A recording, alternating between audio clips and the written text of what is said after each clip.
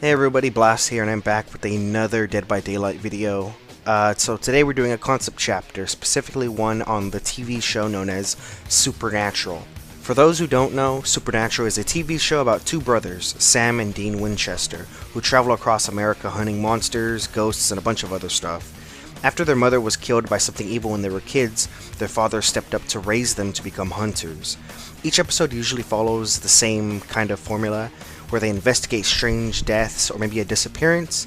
They use clues and old lore to find out what the creature is, and the show, they kill the monster usually, but sometimes they come back because there's recurring villains throughout the show, such as Crowley, even though he sort of becomes an ally. But anyways, the show's known for ramping up the villains each time.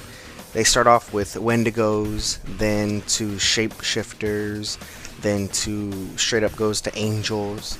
Like it keeps going up, and that kind of makes it goofy. Fun, but goofy. The show seems to mix scary moments with action and humor, and also some good, strong family themes, with the bond of Sam and Dean that wrap it all together. Supernatural would fit perfectly into Dead by Daylight because it already centers on the fight against evil, dark forces, and, well, the supernatural. The entity's world is full of killers and demons and unexplained monsters with crazy maps and cursed realms. So, honestly, Sam and Dean would feel right at home. Just an idea, like, I feel like the whole adventure of Dead by Daylight could honestly be used as an episode in Supernatural. Like, I could see the formula working there. Like, the brothers could enter the fog while tracking a powerful evil, and the entity just seemed to trap them in that world. Because the entity is also described as like the fog with the claws. So maybe it could trick Sam and Dean into thinking that it's a demon, just a simple demon. So when they go in to investigate or to fight it, that's when they get ensnared and trapped into its realm. Their survival skills, their traps, and their teamwork would make them natural survivors, while the fog's shifting realms and cursed objects mirror the kind of supernatural horrors they deal with every day. So the perspective that I'm aiming with this concept chapter is that the entity is just another job that the boys get into. However, it's a job they don't walk out of. I personally got to know Supernatural a few years ago, like about 4 years ago, because my friend kept recommending me to watch it because it was her favorite show. And I was kind of disinterested because I was really into Ash vs. Evil Dead, and Supernatural didn't seem to connect at all, other than fighting demons. But I decided, what the heck, I wanted to watch something with my mom, so we put on the first episode. Pretty interesting, watched the first season, pretty cool, and I kind of got hooked after that. So Supernatural is actually in my top 10 shows that I like to watch on repeat. So thinking of this concept chapter, it's sort of like a dream come true. It's one of my dream licenses to come to the game. However, there's nothing new with the Supernatural franchise right now, at least that I know of. So I don't know. It's not very likely for them to come into the game, Sam and Dean, because I would also want to see them in Fortnite, but, you know, whatever. So anyway, without further ado, let's talk about the concept. So of course, there are only survivors in this concept chapter because I couldn't think of a killer. They don't face just one reoccurring character other than God, but you know, God's all powerful. It's kind of hard to put that into the game as like a killer. So I couldn't really think of a killer. Maybe the yellow-eyed demon, and that's really the only one that comes to mind. That's like an arch nemesis. So there are survivors only, which is Sam and Dean Winchester, and we're going to start off talking about Sam. Sam is an empathetic survivor who relies on his knowledge and his grit to help others. With his perks, Hunter's Research, Invocation Demon's Blood, and Sympathy for the Damned, he can decide where he is best needed and help out fellow survivors. His first perk, Hunter's Research. You're known to take a step back and examine the situation before jumping to a decision. After cleansing or blessing a totem, you see the aura of the killer and the generator with the most progress for 12, 13, 14 seconds. Hunter's Research then goes on cooldown for 40 seconds. Sam's second perk, Invocation, Demon's Blood. One can learn quite a bit from drinking demon blood. When in the basement near the circle, press the ability button to begin the invocation. Invocations take 60 seconds. Other survivors will see your aura during this and can join an ongoing interaction. Once the invocation is complete, you become injured and gain the broken status effect for the rest of the trial. While you drop a pallet in chase, the killer's movement speed is slowed down by 5, 10, 15%, and if you successfully pallet stun the killer, the stun duration is increased by 1 second. His third and final perk, Sympathy for the Damned. After unhooking a survivor while they're on their last hook, Sympathy of the Damned activates. After you heal the survivor, the haste effect lasts 1, 1.5, 2 seconds longer the next time they become injured. So perk 1 is basically describing how Sam, before jumping into a fight, he likes to do research on what they're actually fighting against so they don't go into a fight blind. The second perk calls back to, I forgot which season it was, it might have been season 4, maybe even before that, but even when he was a baby, he was given Demon's Blood, which gives him powers, and later on in the seasons, he's able to drink more Demon Blood and gains like telekinesis, where he could straight up exorcise the demons just by using his powers. And then his final perk, Sympathy for the Damned, shows how empathetic he is, where he sees somebody that's hurt and broken, and when he heals them, the next time they are hurt, their speed boost when they're injured lasts longer. So you're basically giving another survivor that one Jonah Vasquez perk. I forgot what it's called, but it's, oh my god, I can't remember what it's called. So for his cosmetics, him and Dean's default cosmetics, I was kind of having a hard time picking an outfit because they change clothes a lot throughout the series, but they always stick to like certain colors, I guess, that match the characters, but sometimes they'll change it up. I don't know, it's kind of hard to keep track, but I said before I wanted this concept chapter to be like, this is their final job that they don't walk out of. So I decided that this Sam and Dean is the veteran versions, like after they defeated God and they're going out to help people again before, spoiler alert, before Dean dies in the vampire hive. So before they get there, these two, Sam and Dean, get transported into the entity's realm. So they're older and they know what they're doing. So their default appearances are when they're already old.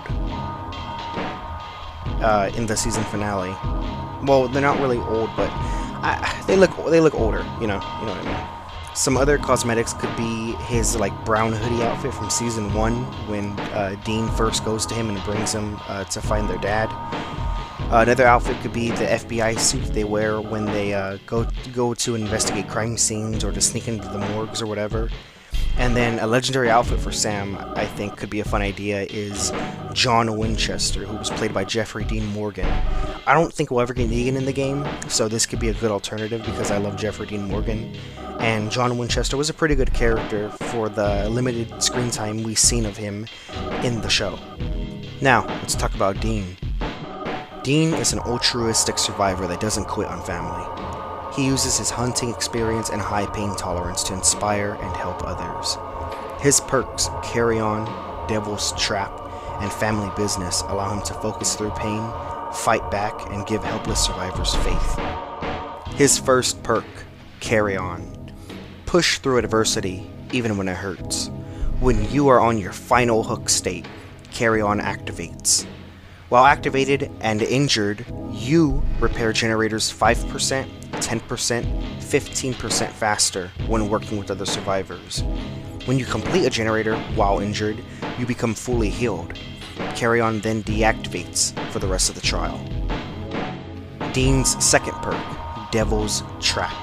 You've faced otherworldly demons before, and they don't seem to faze you. After cleansing or blessing a totem, Devil's Trap activates. When standing still and crouching, you can press the active ability button to draw a pentagram trap on the ground. The trap then lasts for 30, 40, 50 seconds. When the killer walks through the trap, they are halted for 4 seconds and reveal their aura to all survivors. Devil's Trap then deactivates after use. Dean's third and final perk, Family Business. When safely unhooking survivors or taking protection hits, you gain a token of Family Business. Each stack increases totem cleansing speed and healing speed by 25%. You can hold a total of 2, 3, 4 tokens. You lose all tokens when downed. When downed, all injured survivors within 16 meters gain 150% haste effect for 2 seconds. So Dean's perks, well also Sam's perks were pretty fun to think of, but Dean's perks, I really like them. The first perk, Carry On, is basically carry on. He pushes through pain. He's on his final hook. He's probably not going to make it past the trial, so he wants to make sure that the other survivors get out. So he repairs generators faster, and the effect only applies to him. So it's not Prove Thyself, because the effect only is used on him. And it doesn't stack or Prove Thyself either, so.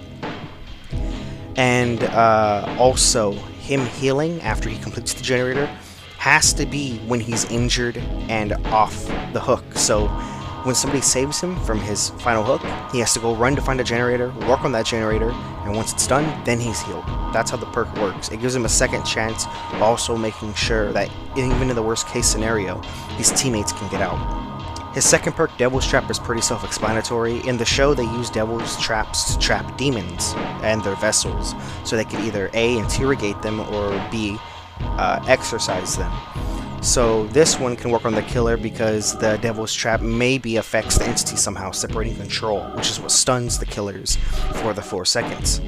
And the killers can see the trap on the ground, written in white chalk. So if they're not paying attention, they'll get hit with the stun. If they see it, they're gonna have to move around it and play around that. So it could be tough. I think that could be a good back and forth scenario. And then if the trap doesn't go through, if the timer runs out, the survivor can do it again. However, when it's used successfully and the killer is stunned, the perk then deactivates for the rest of the trial. Then his final perk, Family Business, is the family business where the dad raised Sam and Dean to become hunters, and because of this, Dean learned to be strong and to look out for his little brother Sam. So he goes out and breaks totems. He gains he goes out and unhooks survivors and takes protection hits. He's being altruistic, and because of this, he gains stacks to keep those survivors alive. He can cleanse totem speeds faster, destroying the supernatural. Oh wow. And the healing speed is up by 25% for each stack, so both of them could stack to 100%. However, when you're downed, you lose all stacks. So the killer kind of has to pay attention to how fast they're healing, which is kind of tough. But there's already a lot of healing perks, and this one just seemed fun to make. Oh, and the secondary effect, when Dean is downed, when he has stacks, even at least one stack, all survivors within 16 meters get haste for 2 seconds. That is to basically sacrifice himself. Let's say the survivors are about to escape, they're opening up the exit gate, Dean's already on his final, he's injured, he's on his final hook state, he's not going to make it out. Take the protection hit and get everybody else out with the haste that that perk provides. So basically he's inspiring them to get the hell out of there. And I know what you might be thinking, these perks might be strong in a survive with friends, but I mean, what can you do about that? I mean, Sam and Dean, they're going to be strong together in canon, so they're going to be strong together in game, and their perks are strong because they're hunters. They've been doing this for years. And if people want to take advantage of that while playing these characters, what can we do about it? You know, I believe in a chaos type balance where survivors deserve to have broken perks and killers are also deserve to have broken perks, which is why my killer concepts also have broken perks and broken powers. But a lot of people talk about like that it wouldn't work in game, you should change the numbers. I'm not a developer, dude. I'm doing this for fun, okay? I'm really just doing this for fun because I like Dead by Daylight. I don't love it, but I do really like Dead by Daylight. So that's enough about Dean's perks, let's talk about his potential cosmetics. So for the default, like I said before, he'll be matching with Sam, where it's the time period after they defeat God and before Dean dies. So they're experienced, they're veterans, they're a bit older, they know what they're doing. Some other outfits could include a Mark of Cain outfit, where he gains the Mark of Cain, the first murderer. He gets his red long sleeve shirt that's rolled up, the black undershirt, and then he has the Mark of Cain on his arm. I think would be really cool, a really cool outfit. Maybe even include black demon eyes, but I don't know, that would be kind of weird, because I don't think we have any survivors with colored eyes like that to like show that they're like there's another presence, but I'm not too sure. So another outfit could be the season 1 outfit to match with Sam, of course, where he has the leather jacket and the spiky hair, and then another matching outfit being the FBI outfit for when they investigate and try to hide from the authorities. And then for his legendary cosmetic, I really want to see Castiel. Castiel is like probably, I don't know, man. I think Castiel is probably my favorite character in the show, other than Dean. But he's cool. So what you're probably thinking, but he's an angel of the Lord. How can he be a character in Dead by Daylight? He's lost his heavenly divine powers multiple times throughout the show. So we'll just mark it as one of the instances where he's lost his powers, either from those time periods, or the entity can straight up nerf his divine power or block that signal, so he has no powers.